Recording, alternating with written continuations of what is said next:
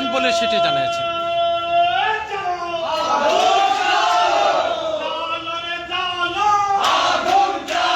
চট্টগ্রামের রাজনৈতিক নিষিদ্ধ আওয়ামী লীগের অফিস খোলার প্রতিবাদে ছাত্র জনতার বিক্ষোভ অবস্থান। বিস্তারিত থাকছে চট্টগ্রাম থেকে এম এ কাশেমের প্রতিবেদনে।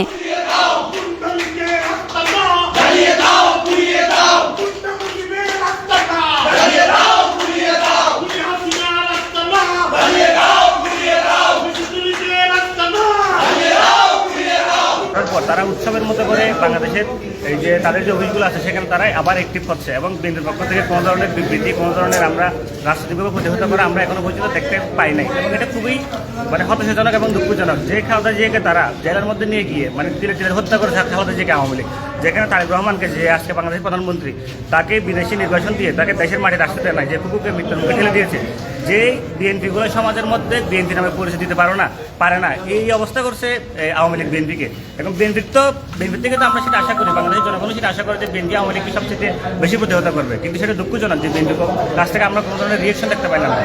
যদি বিএনপি সেটা না করে আমরা জনগণের আকাঙ্ক্ষার জায়গা থেকে আমরা সেটা নিজেরা মধ্যে প্রতিহত করবো, রাজনৈতিকভাবে হোক সকল দিক দিয়ে হোক, এটা আমাদের বয়ান। আপনারা কতক্ষণ অবস্থান করবেন? আমরা এখানে আসি, আমরা দেখি কতক্ষণ থাকা যায়, তারা যদি সাহস থেকে আসলে এখানের মধ্যে।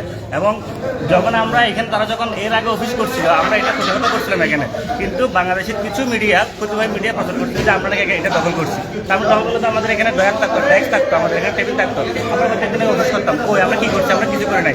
আজকে যখন আওয়ামী লীগ আসে আবার এখানে অফিস করার সুযোগ পাই, তখন যদি মিডিয়াগুলো কিছু বলতেছে না, এই মিডিয়াগুলো তো সরে বলা উচিত যে তারা যে ওই সময় যে মিসলিডিং একটা নিউজ করছিল।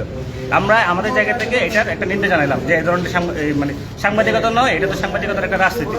আজকে তারা কই?